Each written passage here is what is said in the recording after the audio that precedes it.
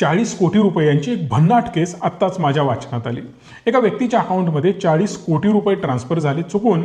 बरं, तो व्यक्तीसुद्धा अतिशहाणा, त्याने इमिडिएटली ते पैसे इन्व्हेस्ट केले FNO मध्ये आणि एक ट्रेड घेतला।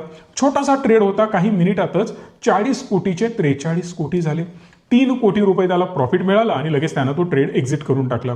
3 करोड रुपये लगेच त्याने विड्रॉ करण्याचा डिसिजन घेतला आणि 40 कोटी रुपये काही क्षणात अकाउंटवरून गायब झाले।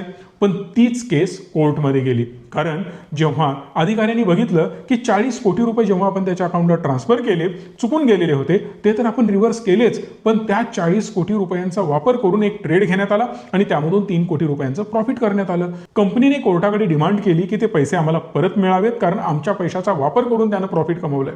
कोर्टाने सिंपल प्रश्न विचारला, जर त्याच 40 कोटीचे 20 कोटी झाले असते तर तुम्ही ते 20 कोटी घेतले असते का? तर क्लिअर कंपनीने सांगून टाकलं की आम्ही त्याच्यावर परत दावा ठोकला असता आणि 40 कोटी वसूल केले असते। यावर कोर्टाचा प्रतिप्रश्न होता की जर तुम्ही 40 कोटी वसूल करणार होतात तर मग आत्ता 43 कोटी का वसूल करताय? यालाच म्हणतात नशीब।